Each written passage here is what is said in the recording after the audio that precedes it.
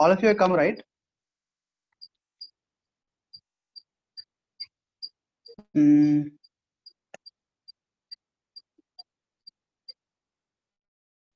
That's what we discussed about. Hybridization. Hybridization. Yes, correct.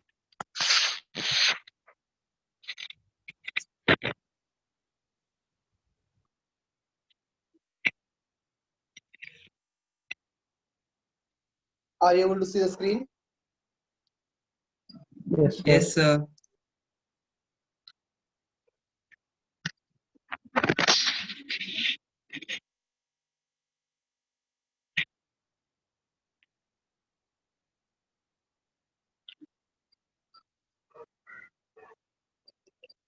तो अगर हमने हाइब्रिडाइजेशन पढ़ लिया, बॉन्ड पैरामीटर्स हम पढ़ रहे थे, उसमें डिफरेंट पैरामीटर्स पढ़ा, फिर बॉन्ड एंगल को Excuse me, sir. Bond angle को समझने के लिए हमने हाइब्रिडाइजेशन पढ़ा। Yes sir. सर आप जल्दी बोलिए। NH3 का हाइब्रिडाइजेशन एक बार फिर से बता सकते हैं क्या? सर कल जैसे आपने बताया तभी कॉल कट हो गया था एकदम से। कोई बात नहीं, ये NH3 है, ठीक है ना। ये NH3 का स्ट्रक्चर है। तो नाइट्रोजन में जो यहाँ पे 3 सिग्मा बॉन्ड आपको दिख रहा है, 3 सिग्मा है और एक लोन पेयर है। 3 + 1 = 4, मतलब 4 ऑर्बिटल्स चाहिए आपको, एक s ऑर्बिटल और 3 p ऑर्बिटल्स। हाइब्रिडेशन होगा ओके सर। ठीक है सर अगर दो मतलब खाली हो इलेक्ट्रॉन चाहिए तो फिर उसको एक लोन पेयर बोलेंगे। हाँ, लोन पेयर मतलब होता है 2 इलेक्ट्रॉन्स। पेयर पेयर थोड़ी ना। जो बॉन्डिंग है पार्टी, इसको नॉन बॉन्डिंग इलेक्ट्रॉन्स भी बोलते हैं। मतलब जो बॉन्ड फॉर्मेशन में पार्टिसिपेट नहीं कर रहे हैं वो नॉन बॉन्डिंग इलेक्ट्रॉन्स, उनको लोन पेयर बोलते हैं। ठीक है। यस अब सर, देखो थैंक हम यू। बॉन्ड एंगल के बारे में डिटेल बात करते हैं। अभी एग्जाम क्वेश्चन कैसे आते हैं, हमने हाइब्रिडेशन पढ़ लिया है, तो अब बॉन्ड एंगल टॉपिक हम सॉल्व कर सकते हैं। इसी क्वेश्चन जो आते हैं, अगर मान लीजिए आपको जो है डिफरेंट मॉलिक्यूल्स दिया और कंपेयर करने के लिए बोलता है, you are asked to compare the bond angles. आपको बोला है कि इनके बॉन्ड एंगल से कंपेयर करिए, है ना, किसका बॉन्ड एंगल ज्यादा है, किसका बॉन्ड एंगल कम है। अगर बॉन्ड एंगल्स को कंपेयर करने के लिए बोला तो हम कैसे कंपेयर करेंगे, दैट इज द क्वेश्चन। से फॉर एग्जांपल, अच्छा क्या करते हैं, मैं आपको ट्रिक बताता हूँ, टेक्निक बताता हूँ कैसे हम कंपेयर करें बॉन्ड एंगल्स को। तो स्टेप बाय स्टेप देखना आप। तो जो सीक्वेंस में आपको स्टेप्स दूंगा वो सीक्वेंस में ही हम टेस्ट करेंगे। जो भी मॉलिक्यूल्स हमको दिए रहेंगे, step 1, step 2, step 3, step 4, 4 step में हमारा क्वेश्चन सॉल्व हो जाएगा। जरूरी नहीं कि हर जो 4 स्टेप जरूरत पड़ेगा, कुछ क्वेश्चन फर्स्ट स्टेप में ही हो जाएगा। फर्स्ट स्टेप में नहीं हुआ तो फिर हम स्टेप 2 में जाएंगे, स्टेप 2 में नहीं हुआ तो स्टेप 3 में जाएंगे। ऐसे 4 स्टेप में any question of IIT, NEET, KPS सब सॉल्व हो जाएंगे। ठीक है। पहला स्टेप में क्या बोलता हूँ, check the hybridization. More is S character,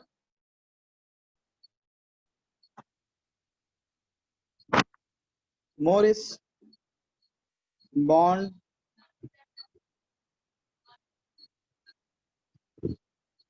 more is S character, more is bond angle।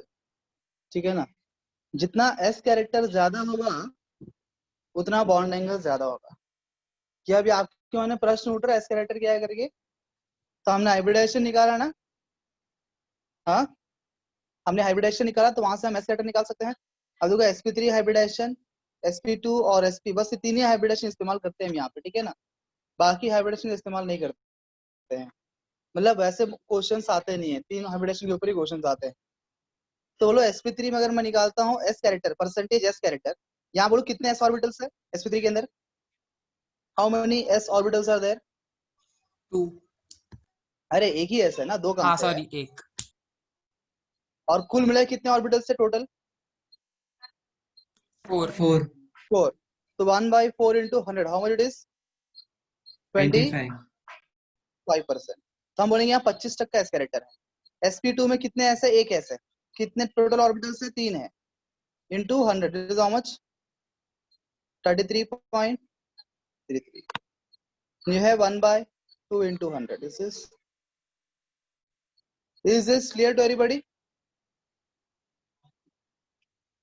S character कैसे निकालने का हाइब्रिडाइजेशन में से बताइए। सबसे अधिक S कैरेक्टर कहाँ पे होगा? कहाँ पे है? sp sp के अंदर। इसका मतलब जो मॉलिक्यूल का हाइब्रिडाइजेशन sp होगा उसका बॉन्ड एंगल सबसे अधिक होगा, हाईएस्ट बॉन्ड एंगल होगा, और उसके बाद sp2 फिर sp3। सो बॉन्ड एंगल निकालने के लिए बेसिकली हम हाइब्रिडाइजेशन निकालेंगे, बिकॉज हाइब्रिडाइजेशन से हमको मालूम चल जाएगा s कैरेक्टर, और जिसका हाइब्रिडाइजेशन sp होगा वो हाईएस्ट होगा, फिर sp2 वाला, फिर sp3 वाला। तो by seeing the hybridization we can say अगर कोई sp वाला और एक sp2 वाला है, हम बोले sp का बॉन्ड एंगल ज्यादा होगा, sp2 कम होगा। This is the first point. Sir note कर लिया? yes sir Yes, sir. Yes, sir. मैंने आपको ग्रुप में केमिकल बॉन्डिंग का नोट सेंड किया था क्या? सर आपने ऑर्गेनिक के किए थे। नहीं, ऑर्गेनिक को तो अभी किया ना मैंने कल। इससे पहले मैंने एक बार सेंड किया था कि किस चैप्टर किया था मुझे याद नहीं आ रहा है। केमिकल बॉन्डिंग पीरियोडिक का किया था, पीरियोडिक प्रॉपर्टीज का, थर्ड ओके चैप्टर।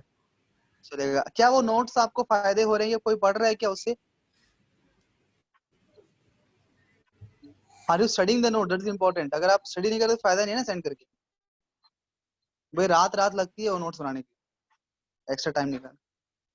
अगर आप पढ़ते हैं ना तो मुझे मजा आता है बताना, तो फिर मैं बाकी चैप्टर्स का सेंड करूंगा एक करके ऐसे, जैसे Yes, समय sir. मिलता है बना। केमिकल बॉन्डिंग का ही मैंने बनाया है, पर वो नोट्स कैसे है ना, पूरा चैप्टर पढ़ने के बाद वो रिवीजन और उसके अंदर मैक्सिमम कंटेंट है जो जेईई नीट में आने वाला है, वो हिसाब से कंटेंट है, एकदम मतलब प्रिसाइज कंटेंट है वो। तो कुछ बातें एक्स्ट्रा भी रहेगा जो आपको ने पढ़ाया नहीं होगा, बिकॉज सेकंड फेज में पढ़ाते हैं, पर उसमें ओवरऑल लिखा है मैंने पूरा जो इम्पोर्टेंट है। अगर आप लोग रेगुलरली पढ़ते हो तो फिर मुझे बोलना, फिर मैं सेंड करूंगा। सेकंड पॉइंट ये, अगर मान लीजिए हाइब्रिडाइजेशन सेम हो गया ना, तो second point what you can see to check who is ना having more bond angle is number of lone pair in central atom. तो less the number of lone pairs on central atom, this is lone pairs, LP is lone pair on central atom, more is the bond। जितना central atom के ऊपर lone pair कम होंगे उतना bond angle ज्यादा होगा।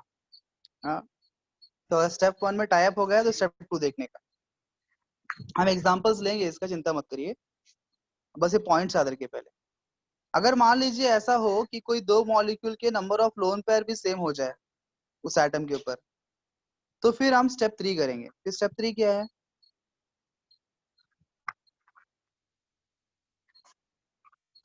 More is the electronegativity of central atom,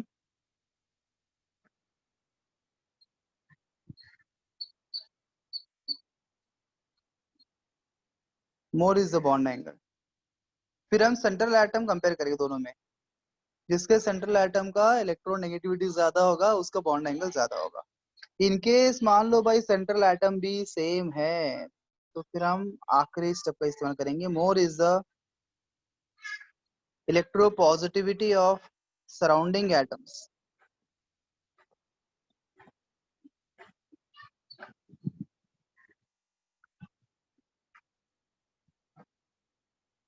more is bond angle. बस ये 4 step एक के बाद एक के बाद एक लागू करने का, जरूरत पड़े तो और हर क्वेश्चन सॉल्व होना शुरू हो जाएगा।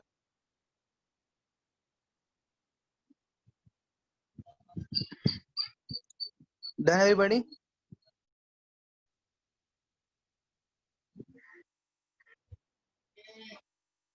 Yes, sir. तो भी ये 4 स्टेप टेक्निक है बॉन्ड एंगल की। कुछ एग्जांपल लेके देखते हैं। जैसे कि माने किसी ने मुझे पूछा H2O और एमोनिया में किसका बॉन्ड एंगल ज्यादा है, H2O versus ammonia, who has more bond angle. सबसे पहले मैं इसका स्ट्रक्चर ड्रॉ कर लेता हूँ, एक बेसिक स्ट्रक्चर ऑक्सीजन का यहाँ पे। अच्छा एक मिनट, क्या आपको स्ट्रक्चर ड्रॉ करना आता है? वो भी बड़ा मुद्दा है भाई। अगर स्ट्रक्चर आपको ड्रॉ करना नहीं आता है तो फिर ये तो कुछ कर ही नहीं पाएंगे ना, ना आप हाइब्रिडाइजेशन निकाल पाएंगे, ना बॉन्ड एंगल निकाल पाएंगे, ये सारी बातें बेकार हो जाएंगी। तो पहले मुझे ये बताइए कि आपको एक मॉलिक्यूल को देख के उसका स्ट्रक्चर प्रेडिक्ट करते आता है क्या?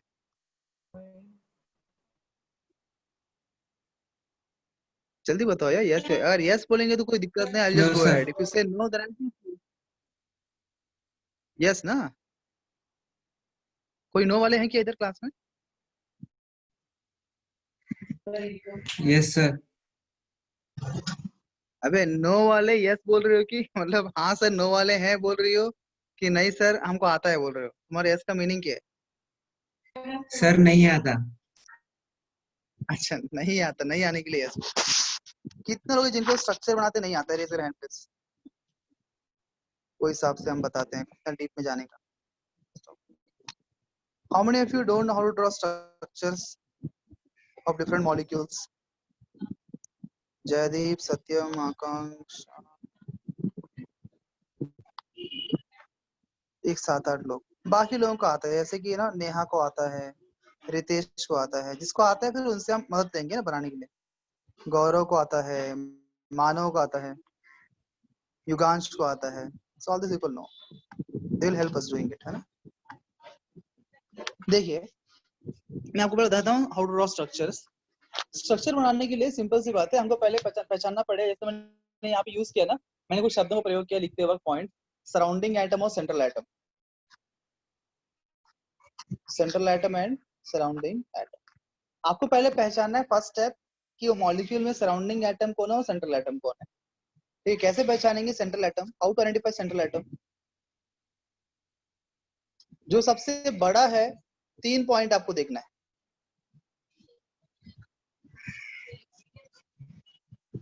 सबसे बड़ा कौन है?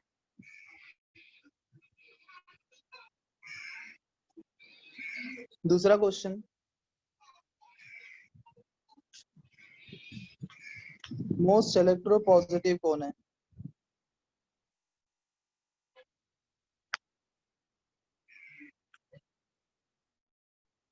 और तीसरा क्वेश्चन ये है, सबसे कम संख्या में जो भी वहां पार्टिसिपेटिंग एटम्स है, जो लोग उस मॉलिक्यूल में है। तो ये 3 क्वेश्चन का आप आंसर बाजू में लिखेंगे। जो कम से कम 2 या 3 बार, 2 बार आता है, मिनिमम 2 टाइम्स आ गया, समझ जाना वही सेंट्रल एटम होगा। जो आपके 2 प्रश्नों को, कम से कम 2 प्रश्नों का उत्तर बन जाता है, वही एटम सेंट्रल एटम बन जाएगा। 3 प्रश्न पूछेंगे आप मॉलिक्यूल में। आप अभी लिखते वक्त बस एक ध्यान देना, सेंट्रल एटम पहचानते वक्त। No, hydrogen and fluorine can never become central atom. Can never become. Hydrogen fluorine कहीं सेंट्रल एटम नहीं बन सकते, वो हमें सराउंडिंग एटम ही होते हैं। अगर वो पार्टिसिपेट कर रहे हैं तो पहले ही आप डिस्क्वालीफाई कर देना उनको। ठीक है, तो अभी ये वाले केस में जो हमने एग्जांपल लिए, अब यहाँ हाइड्रोजन और ऑक्सीजन है, बस सेंट्रल एटम कौन बनेगा?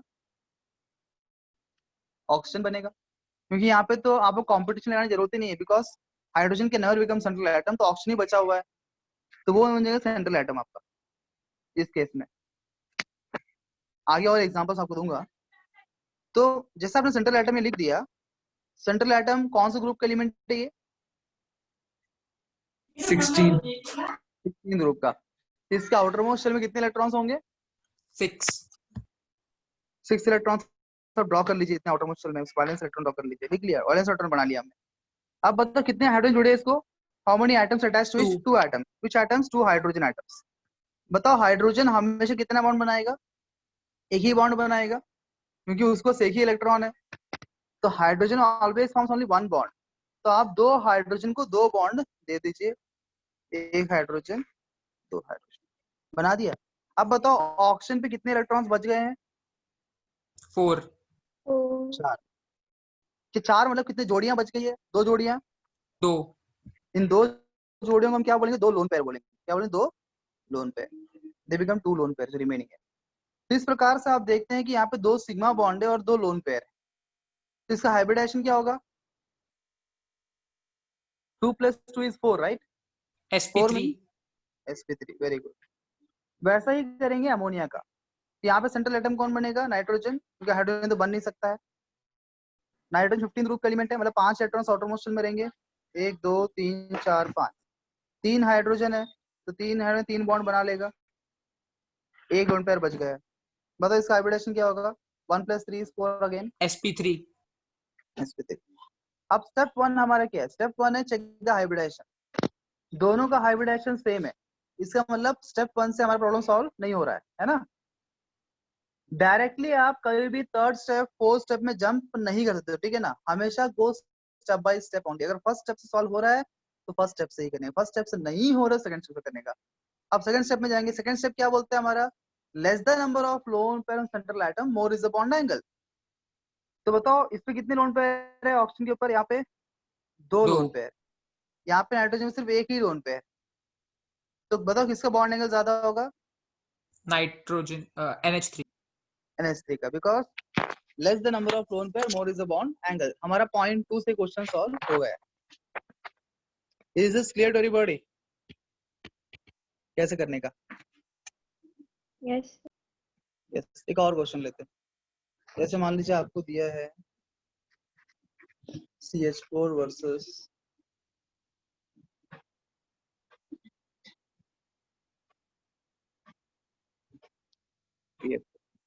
बोला है कि इन दोनों में किसका बॉन्ड एंगल ज्यादा है, कहीं बताओ। तो फर्स्ट ड्रॉ करेंगे स्ट्रक्चर। यहाँ सेंट्रल एटम कौन है बताओ, CH4 में Carbon. कार्बन। आउटर मोस्ट में कितने इलेक्ट्रॉन्स होंगे, 4 4. 4 हाइड्रोजन 4 बॉन्ड बन जाएगा। बताओ इसका हाइब्रिडेशन क्या होगा, इसका हाइब्रिडेशन क्या होगा, sp3 sp3। sp3 correct, 4 sigma है। यहाँ BF3 है, BF3 में सेंट्रल एटम कौन बनेगा, B। E Boron. है ना, बिकॉज यहाँ बोरॉन और फ्लोरीन हम जानते हैं, फ्लोरीन का सेंट्रल एटम नहीं बन सकता है तो बोरॉन ही बनेगा। बोरॉन के आउटर मोस्ट में कितने इलेक्ट्रॉन्स होंगे, 5। है क्यों रे 5 क्यों होंगे? बोरॉन कौन सा ग्रुप का 3. एलिमेंट है, 5th।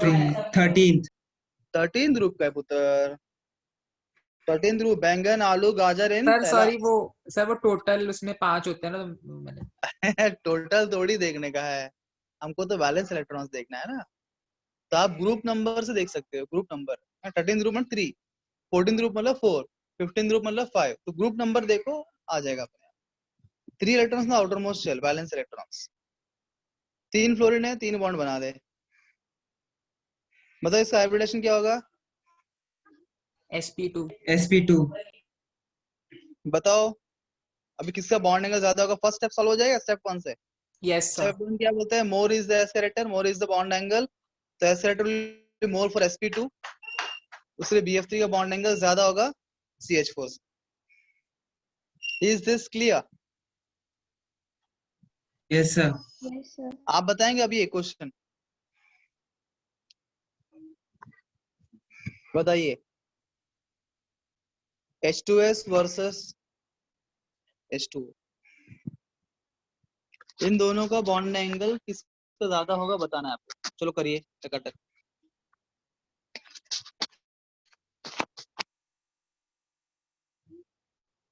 जल्दी करिए ताकि एक और कंसेप्ट भी आज हम देख ले। 2:30 तक हमको एंड करना है इस topic bond angle. Next topic.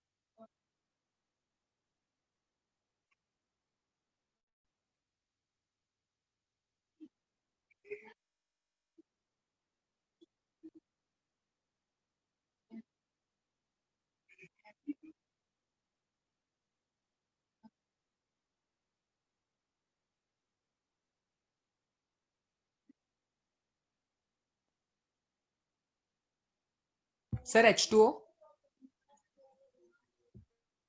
Sir H2O and your सही है स्टूडेंट, आपका जवाब बिल्कुल सही है। आपने किस स्टेप में सॉल्व क्वेश्चन आपका ये, सर थर्ड में, in which step, third third step step में। Correct, very correct. Because is you see first step में क्या होगा, ये भी sp3 और ये भी sp3, because oxygen sulphur belong to same group, एक जैसा शेप रहेगा। फर्स्ट स्टेप दोनों सेम सेम हो गए। Second step number of lone pair so भी सेम सेम हो जाएंगे, यहाँ भी दो यहाँ भी दो। स्टेप 2 में सॉल्व नहीं होगा। स्टेप 3 में जाएंगे तो क्या बोलते हैं, more is the electronegativity of central atom. तो सेंट्रल एटम यहाँ डिफरेंट डिफरेंट है, ऑक्सीजन और सल्फर, और हम जानते हैं कि ऑक्सीजन का इलेक्ट्रोनेगेटिविटी ज्यादा होता है। तो मोर is the electronegativity central atom more is the bond angle, इस H2 has more bond angle than H2S. Everybody else got the answer? Yes, sir.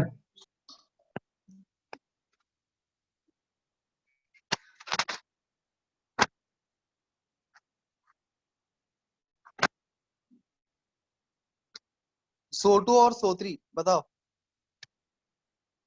याद रखिए ऑक्सीजन हमेशा 2 बॉन्ड बनाता है, ऑक्सीजन हमेशा 2 बॉन्ड बनाएगा, इस बात को याद रखना और बनाना स्ट्रक्चर वो हिसाब से। हर एक ऑक्सीजन को आपको 2 बॉन्ड देना ही पड़ेगा। तो 16 ग्रुप एलिमेंट का है, आउटर मोस्ट 6 इलेक्ट्रॉन्स है, ऑक्टेट पूरा करने के लिए 2 इलेक्ट्रॉन्स चाहिए उसको, 2 बॉन्ड बनाएगा ही बनाएगा।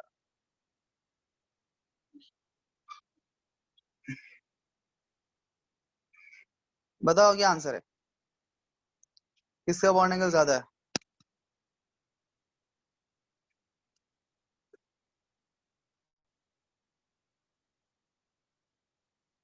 अनवई, व्हाट इज योर आंसर?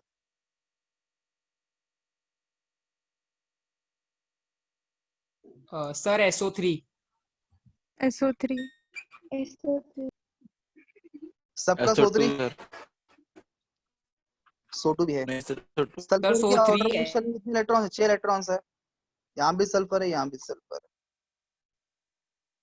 यहाँ 2 ऑक्सीजन है, 2 ऑक्सीजन, मैं बोला एक ऑक्सीजन 2 बॉन्ड बनाएगा, डबल बॉन्ड हो। यहाँ पे 3 ऑक्सीजन है।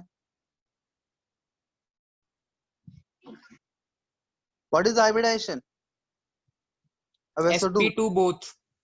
sp2, ये भी sp2 because will count on sigma and lone pair.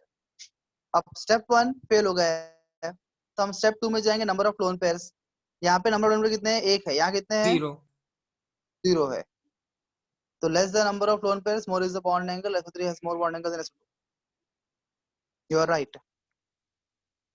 Very good. I hope you understood how to compare the bond angles. Can I proceed to the next topic? Yes, sir. Yes sir। Yes.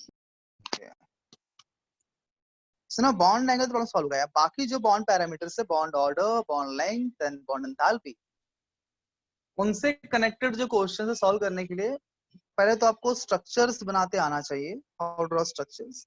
तो कुछ और important जो structures है वो आपको दिखाता हूँ जो प्रोमिनेंट है। जैसे शुरुआत करें बहुत सिंपल से, सर BCl2 स्ट्रक्चर कैसा होगा? ऐसा होगा।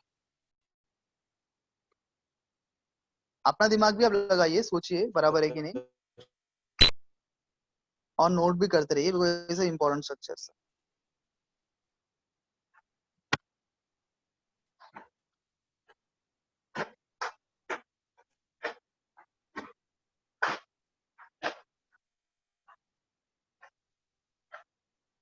डन।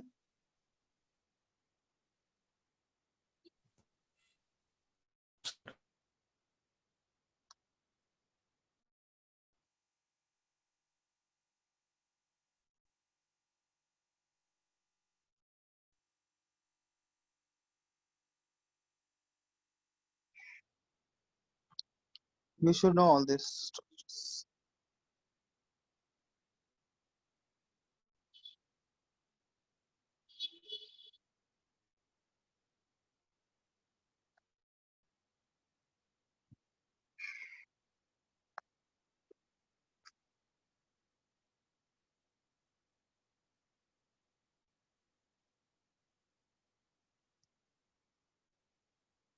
सर हाँ, सर वो जो NH4+ में जो आपने आरो बनाया वो डेटिव बॉन्ड रिप्रेजेंट कर रहा है ना? करेक्ट करेक्ट, डेटिव बॉन्ड है।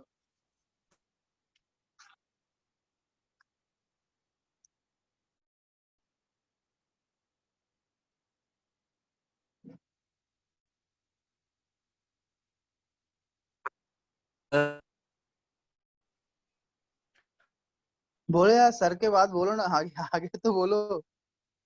आप सर सर ही बोल रहे हो, आगे कुछ बोल नहीं रहे हो। Say something.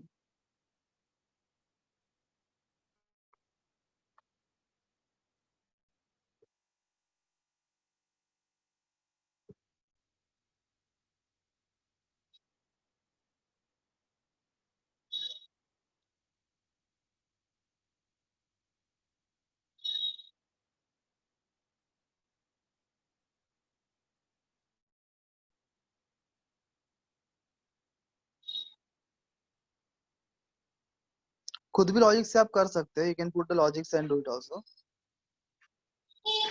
Practice you will come to no.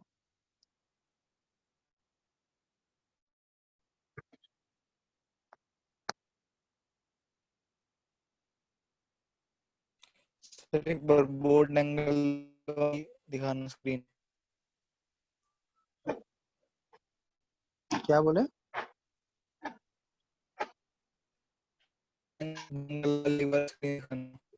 Notes थे उसके।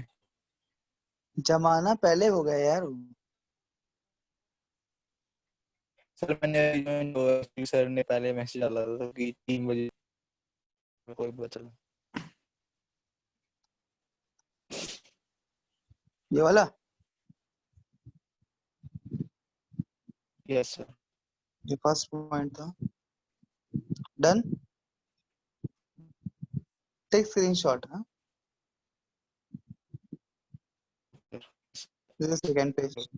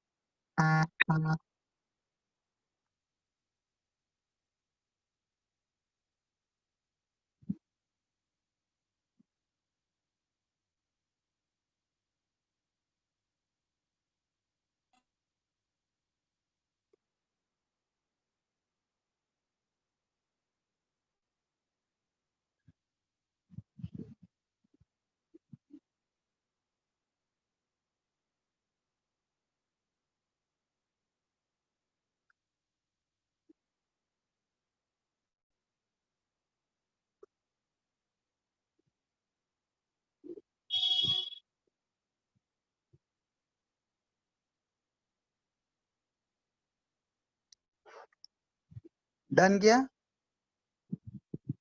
No Yes, Yes, sir. sir.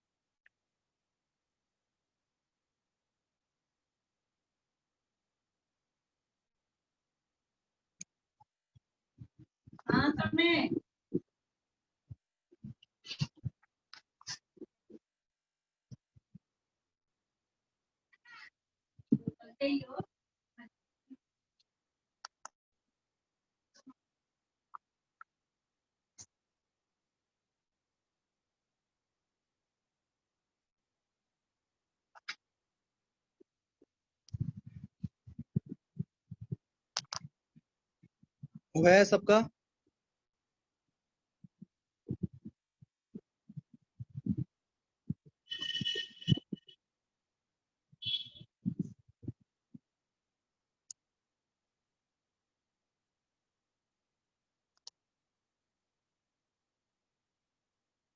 आप सब सो तो नहीं गए? डन हाँ? सर। No sir. वो सर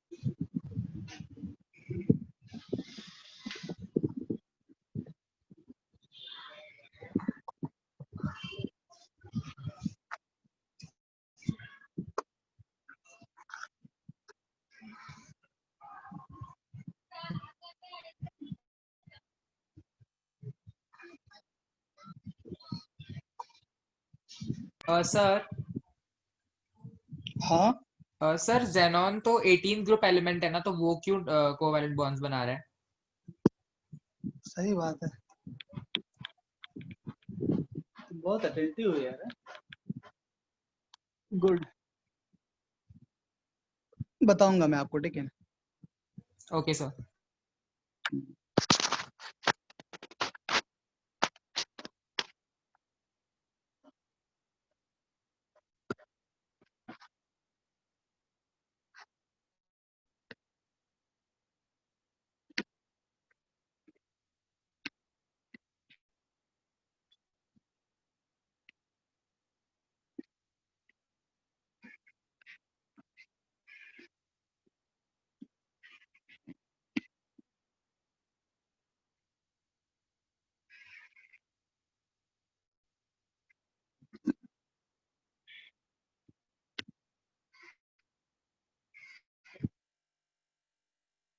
सर 2 डन किया? मिनट रुकना।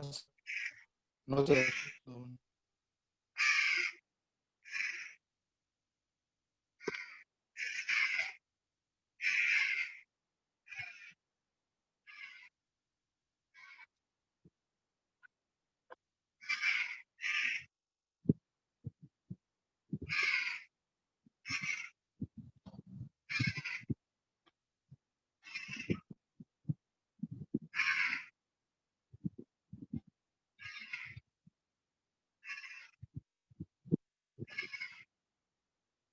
Yes sir.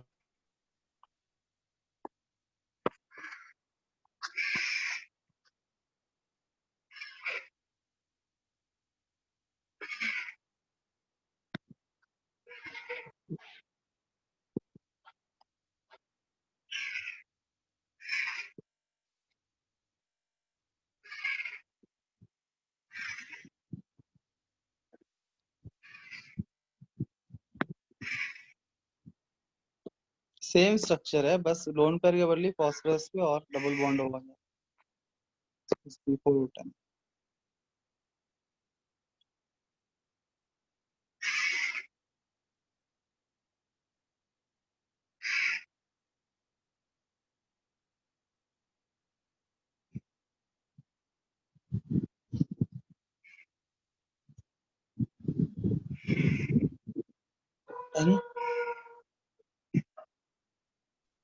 Yes done. Sir.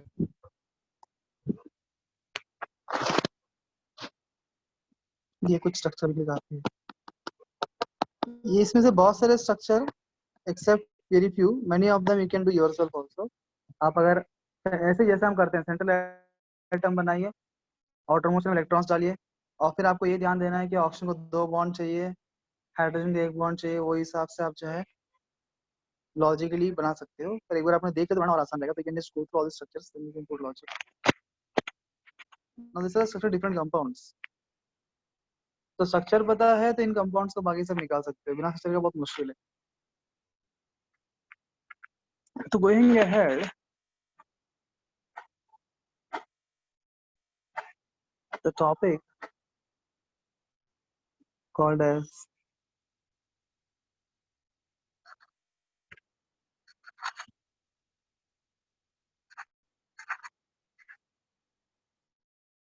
molecular orbital theory, MOT बोलते हैं इसको शॉर्ट में, MOT, molecular orbital theory. इस molecular orbital theory क्या है? जैसे आप जानते हैं, इससे पहले हमने क्या पढ़ा, जब कोवेलेंट बॉन्ड हमने बनाया था तो एटॉमिक ऑर्बिटल्स को ओवरलैपिंग किया था हमने, right? We use the atomic orbitals, दो एटॉमिक ऑर्बिटल्स जो आपस में ओवरलैप करके बनाते हैं बॉन्ड, है ना, that is covalent bond. So you form this by using atomic orbitals. What is molecular orbitals? जब दो atomic orbitals साथ में आते हैं, when two atomic orbitals come together and combine, they form a molecule, right? एक molecule मतलब क्या? जब दो एटम साथ में आ जाए, दो एटम साथ में आ जाए, तो इस एटम के पास अपने एक एटॉमिक ऑर्बिटल है, इसके पास भी एटॉमिक ऑर्बिटल है, ठीक है ना? When two atoms have their atomic orbitals and they overlap and form a molecule. Just a minute, volunteer లేరు, ఏం క్యారం కావాలా? ఇక్కడ తీసుకో, రవి వెళ్ళారు ఎక్కడికి బయట. Yes. So when these two atomic orbitals come to, they form a molecule.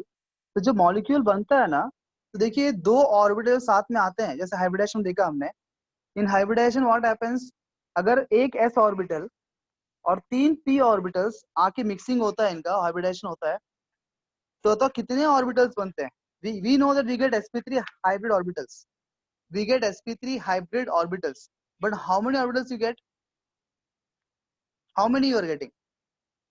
Carbon देखा था आपने, कार्बन के अंदर 2 एक s और 3 p आए थे, कितने मिले आपको? 4 मिले. अरे एक खोपड़ी उछेड़ दूंगा यार मैं तुम्हारा. जितने ऑर्बिटल्स मिक्स होंगे उतने ही ऑर्बिटल्स मिलेंगे. याद नहीं है कार्बन को? कार्बन के अंदर हमने कैसे आता, 3 p था, बाद में वो 4 ही मिले ना total. You got 4 half filled orbitals. You get 4 sp3 hybrid orbitals मिला आपको. एक s लिया, 3 p लिया, तो आपको 4 sp3 हाइब्रिड ऑर्बिटल्स मिलेंगे. जितने ऑर्बिटल्स इन्वॉल्व होंगे मिक्सिंग के अंदर, एंड में भले ही उस ऑर्बिटल का शेप बदल जाएगा पर काउंट चेंज नहीं होगा. Number of orbitals will remain same. You have equal number of orbitals getting up at the end. So अगर मान लीजिए उसी प्रकार से जैसे आपने मान लीजिए एक s का इस्तेमाल किया और 2 p का इस्तेमाल किया, तो हम जानते हैं कि आपको sp2 हाइब्रिडाइजेशन होगा. पर अगर ये तुमसे कोई ये पूछे कितने ऑर्बिटल्स मिलेंगे, how many sp2 hybrid orbitals you're going to get, what is answer?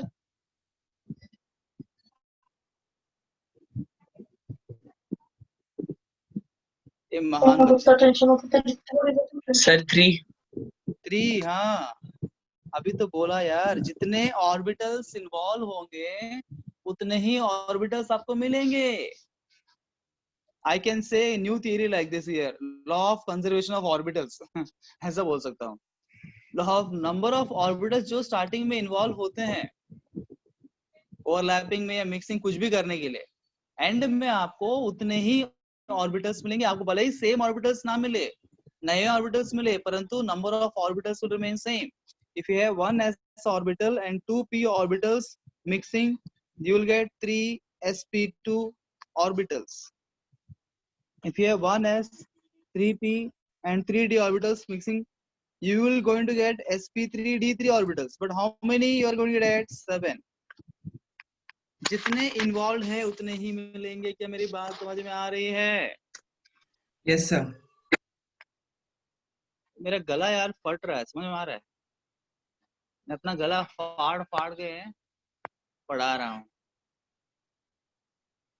और तुम है कि आराम से मस्त शांति से बैठे हुए घर पे हैं, आजू बाजू बातें करते हुए, गप्पे मारते हुए, कुछ लोग जूस पी रहे हैं बैठ के. इतना तकलीफ उठा रहा है बंदा यहाँ पे पढ़ाने के लिए, अगर रेस्पॉन्ड भी नहीं कर रहे हैं ठीक से. ध्यान पूर्वक सुनो और समझो यार.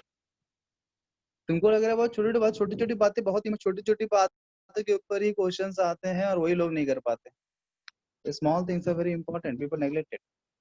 तो इसी प्रकार से जब अब ये बहुत थोड़ा क्रिटिकल टॉपिक है, मोटी जल्दी लोगों को समझता नहीं है टॉपिक, पर क्रिटिकल टॉपिक है।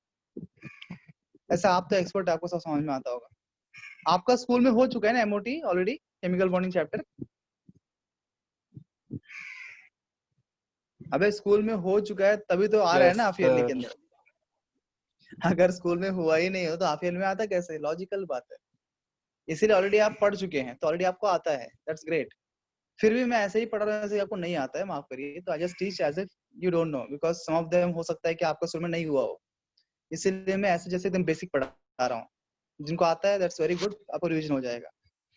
सब देखिए, दो एटॉमिक ऑर्बिटल्स, वैसे ही जब एटम्स के ऑर्बिटल्स आते हैं, दो एटम्स जब आते हैं मॉलिक्यूल बनाने के लिए, जब इनके एटॉमिक ऑर्बिटल्स का ओवरलैपिंग होता है, with the overlapping of these two atomic orbitals you are going to get two molecular orbitals, the new concept जहां से सुना नहीं होगा आपने। you get two molecular orbitals निर्माण होते हैं।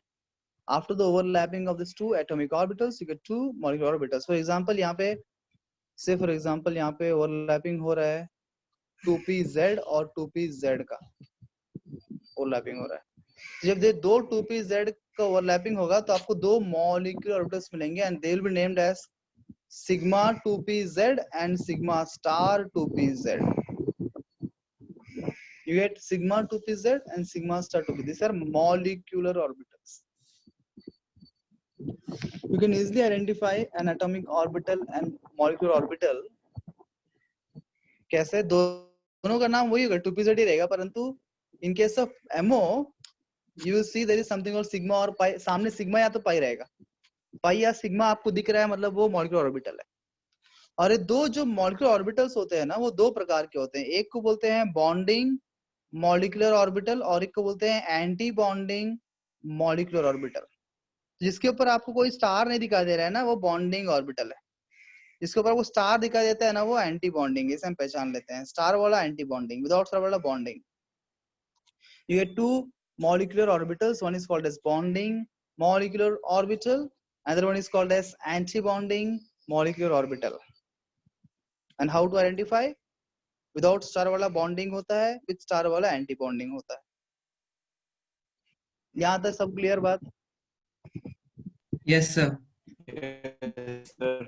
सर पापा कैसे करेंगे, किसी पे स्टार लगाना है कि नहीं लगाना, जो होगा ना। क्या बोले, फिर से बोलो।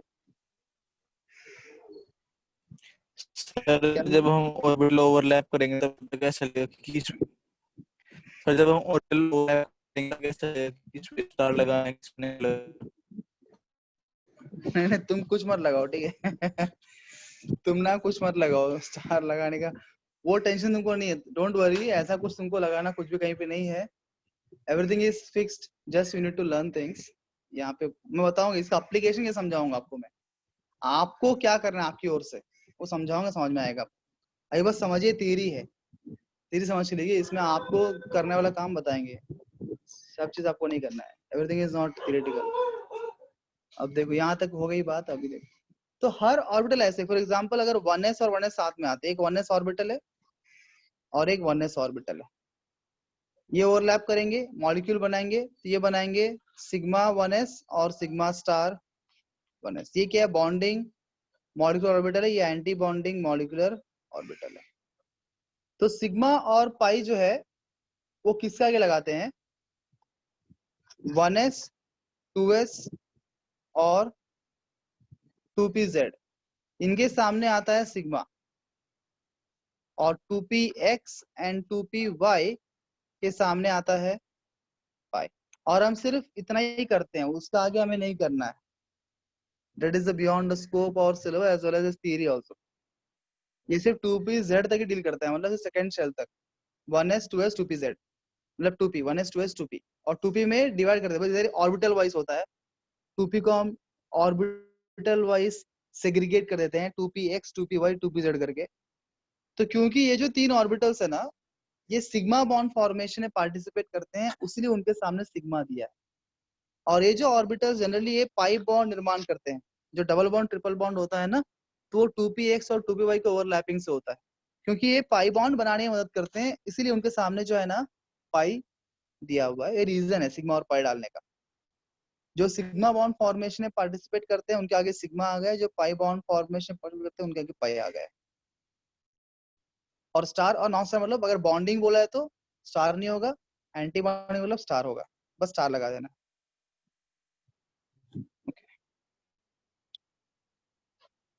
ये जो बॉन्डिंग मॉलिक्यूलर ऑर्बिटल होता है, इसका जो एनर्जी है, एनर्जी उस ऑर्बिटल का, अगर मान लीजिए हम बात करते हैं 2s है, ये सिर्फ 2s मतलब क्या, this is a atomic orbital, this is a, अगर आगे कुछ भी नहीं बोले एटॉमिक ऑर्बिटल, मतलब स्टार्टिंग में 2s था वो बिफोर दिस मॉलिक्यूल फॉर्मेशन, ये एटॉमिक ऑर्बिटल है। अगर बोलते हैं ये सिग्मा 2s, इसका मतलब क्या हुआ, ये it is a bonding molecular orbital. मैं बोलता हूँ सिग्मा स्टार 2s मतलब ये क्या है, एंटी बॉन्डिंग मॉलिक्यूलर ऑर्बिटल। अब मैं ये बोल रहा हूँ अगर कोई हमसे ये पूछे कि इन तीनों में से मोस्ट स्टेबल कौन सा है, या फिर इन तीनों में से सबसे अधिक एनर्जी किसके अंदर है, सबसे कम एनर्जी किसके अंदर है, स्टेबिलिटी मतलब एनर्जी से देखते हैं हम, ठीक है ना। क्या बोला मैंने, lower is the energy, higher is the stability. जिसमें सबसे कम एनर्जी होगा वो सबसे अधिक स्टेबल होगा। तो either we can compare the energies और we can compare the stabilities, है ना, either one of them, right. Getting clear और नॉट? Yes, sir. हाँ, सभी ये atomic orbital bonding anti bonding, इन्हें हम कंपैरिजन करके लिख लेते हैं। तो जो बॉन्डिंग एमओ होता है ना, तो उसकी एनर्जी जो है कम होता है, बीएमओ का एनर्जी सबसे कम होता है, मतलब मोस्ट स्टेबल ऑर्बिटल होता है। और उसके बाद फिर एटॉमिक ऑर्बिटल होता है और सबसे अधिक एनर्जी होता है एंटी बॉन्डिंग एमओ के अंदर, एएमओ के अंदर। सबसे अनस्टेबल कौन हुआ फिर तीनों में से, AMO. Energy of BMO is less than the atomic orbital, energy of AMO is more than the atomic orbital. This is also a very important point. यहाँ पे theoretically it's very important. Application में आ जाते हैं, ये theory था इस theory का। अब मुद्दे की बात में आते हैं। अब नीट जेई में क्वेश्चन जो पूछेगा उसके मुद्दे पे आ जाते हैं। पहले मैं आपको उसका ही मुद्दा जो है तो थ्योरी पॉइंट ऑफ बताऊंगा एनसीईआरटी के हिसाब से, वो जो कॉन्फ़िगरेशन वगैरह, और उसके बाद फिर हम समय मिला तो फिर हम शॉर्टकट भी देंगे आपको, नहीं मिला तो शॉर्टकट जाने दो, कोई दिक्कत नहीं, एनसीईआरटी के हिसाब से पढ़ लेते हैं।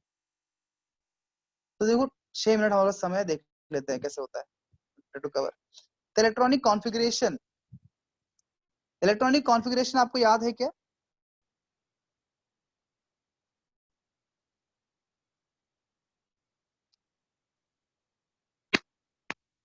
Do you remember electronic configuration? Yes, sir. कैसे लिखते हैं एटम इलेक्ट्रॉनिक कॉन्फ़िगरेशन? ऐसे ना 1s2 2s2 2p6 3s2 dash dash dash dash, है ना। यही इलेक्ट्रॉनिक कॉन्फ़िगरेशन जब मॉलिक्यूल, ये एटम्स इलेक्ट्रॉनिक कॉन्फ़िगरेशन हमने एटॉमिक स्ट्रक्चर चैप्टर में पढ़ा। इसी चीज को जब हम पढ़े इधर फॉर मॉलिक्यूल्स, मॉलिक्यूल का इलेक्ट्रॉनिक कॉन्फ़िगरेशन का सीक्वेंस कैसा होगा, तो मॉलिक्यूल्स ने बोला सिर्फ हम लेंगे सिर्फ 1s 2s और 2p को, ये तीन ही लेना है मॉलिक्यूल्स के लिए। पर मॉलिक्यूल जो डबल डबल होगा ना, एक 1s नहीं हो, दो होगा, बिकॉज़ दो एटम है एक मॉलिक्यूल के अंदर। And of course this MO theory is applicable for only diatomic molecules. This theory is applicable only for diatomic molecules, सिर्फ दो एटम वाले मॉलिक्यूल, जैसे O2 N2 NO CO। CO2 के लिए एप्लीकेबल है क्या एमओ थ्योरी? CO2 जल्दी बोलो, is MO theory applicable for CO2 और not? No, sir. No, sir. Very good, because CO2 is a try atomic molecule. मैंने क्या बोला, ओनली एप्लीकेबल डाई एटॉमिक। बताओ N2O5, यस और नो, जल्दी बताओ। No, sir. No, what about no? NO, Yes, sir. Nitrous oxide. तो ये बात भी याद रखना, ओनली फॉर डायटोमिक। तो डायटोमिक में 2 एटम है, तो 1s एक नहीं 2 रहेंगे, 2 मॉलिक्यूल ऑर्बिटल्स। तो कॉन्फ़िगरेशन कैसा होगा मॉलिक्यूल्स के लिए? That is sigma 1s sigma star 1s, मतलब BMO वाला 1s फिर AMO वाला 1s, 2 लिखेंगे, हर चीज तो डबल डबल लिखो हो जाएगा। तो दिखने में अवगढ़ दिखता है पर अवगढ़ नहीं है, सेम वही बात है। 1s 2s आता है, 2s वो देंगे वापस, सिग्मा 2s और सिग्मा स्टार 2s। फिर 2p आता है, पर 2p को हम सिर्फ वहां पे जो है इलेक्ट्रॉनिक काउंट 2p देते हैं हम, पूरा सबशेल वाइज था, पर यहाँ ऑर्बिटल वाइज 2p को डिवाइड करना पड़ेगा, 2px 2py 2pz। ना यहाँ 2 कंडीशन, अगर z की value, z means number of electrons molecules में, अगर z की value less than equal to 14 है, and the electronic configuration NCERT में कॉन्फ़िगरेशन यही वाला दिया है सिर्फ, पर 2 लिखाऊंगा आपको ये। तो यहाँ पे आ जाता है, इसके बाद pi 2px equal to pi 2py sigma, तो 2px 2py 2pz आ गया।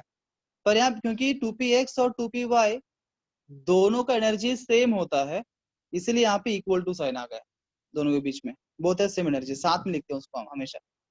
अभी इनका बिना स्टार का होगा, ये सब बॉन्डिंग ऑर्बिटल्स है 2p के। अब इसका एंटी बॉन्डिंग के लिए क्या होगा, सब पे स्टार लगा देंगे।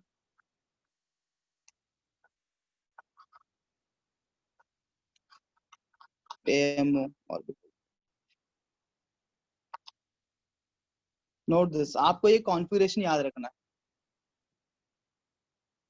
Now NCERT says that for oxygen and fluorine, that is what is in NCERT, oxygen और फ्लोरीन के लिए ये कॉन्फ़िगरेशन काम नहीं करता है, थोड़ा अलग कॉन्फ़िगरेशन है।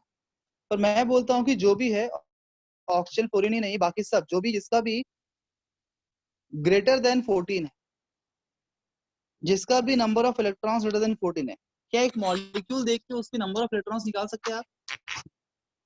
क्या करेंगे, उस मॉलिक्यूल के दोनों एटम के एटॉमिक नंबर्स को ऐड कर देंगे, because atomic number is equal to number of electrons number of protons. So अगर मैं आपको पूछता हूँ N2 में Z की वैल्यू क्या है, क्या बताएंगे आप? N2 में कितने इलेक्ट्रॉन है?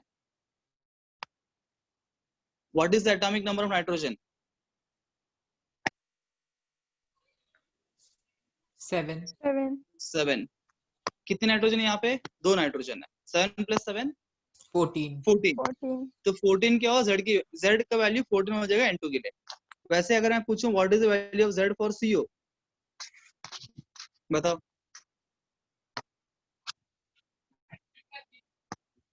14 बिकॉज कार्बन का एटॉमिक नंबर 6 है, ऑक्सीजन का 8 है, 6 + 8 is 14। Very good. What is the value of Z for B2? 10. Very good. What is the value of Z for Li2 2+?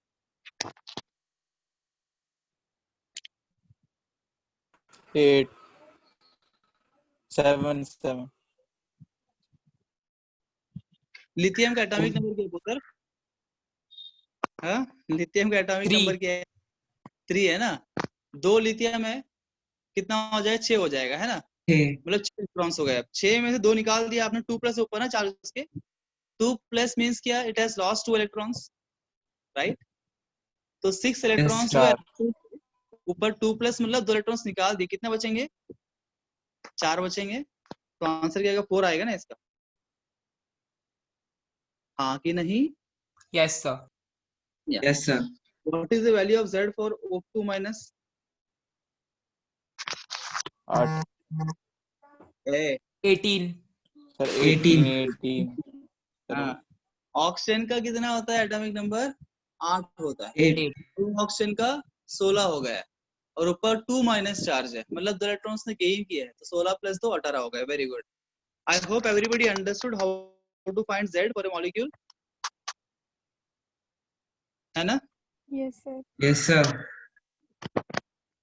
Because कहीं ना कहीं मैं बता रहा था Z greater than less than, तो कहीं ना कुछ लोगों के मन में ऐसा अटक रहा था, ये Z क्या है, Z क्या है, कैसे निकालने का। मैं आवाज आ रही है यहाँ तक? रेडिएशंस आपके, तो हम लोग बता देते हैं।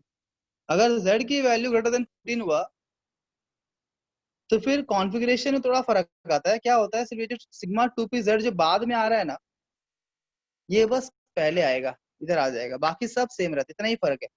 सिग्मा 2p z का फर्क आता है बस, बाकी सारा कॉन्फिगरेशन सेम रहेगा। बस यहाँ पे सिग्मा 2p z पहले आ जाएगा, उसके बाद पाई 2px equal to pi 2p5, बस इसमें इंटरचेंज होगा, और उसके बाद का उसके पहले का सब सेम ऐसे ही रहेंगे। That is only difference in configuration if the value of z is greater than 14। हाँ, टू मच कॉम्प्लिकेटेड लग रहा है ना आपको? कोई दिक्कत नहीं है, नीट जेई क्रैक करने के लिए हमारे पास शॉर्टकट्स भी है। आपको ये साल का साल लर्न की जरूरत भी नहीं है, बिना लर्न किए भी ये सब आप क्वेश्चन सॉल्व कर सकते हैं, चिंता नहीं। पर समय अभी हो चुका है ना, तो will end here. When we can meet next? Sir कल रात को आएंगे क्या आप एक्स्ट्रा क्लास के लिए? कल तो रेगुलर क्लास है ना, कल रेगुलर क्लास ऑर्गेनिक केमिस्ट्री का। यस सर, रेगुलर है यस सर। सर। कल सैटरडे है ना, डिवीजन क्लास है। कल सैटरडे है, कल रेगुलर क्लास है। तो कल नाइट को आपको नहीं जमेगा, एनडीए क्लास रहता है क्या नाइट को? आप में से कोई है एनडीए वाला?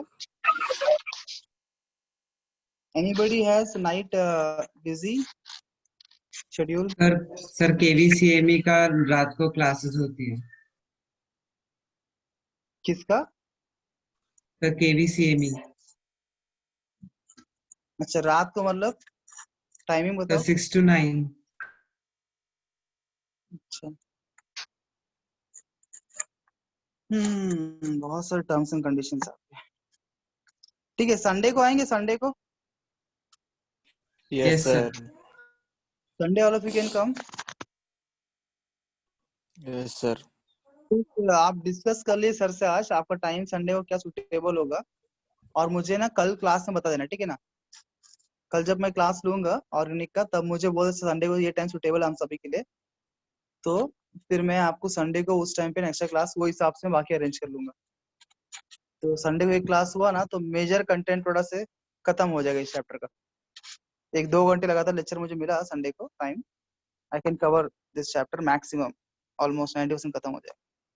ठीक है, okay thank you very sir. Much, yes I have sir. Class now.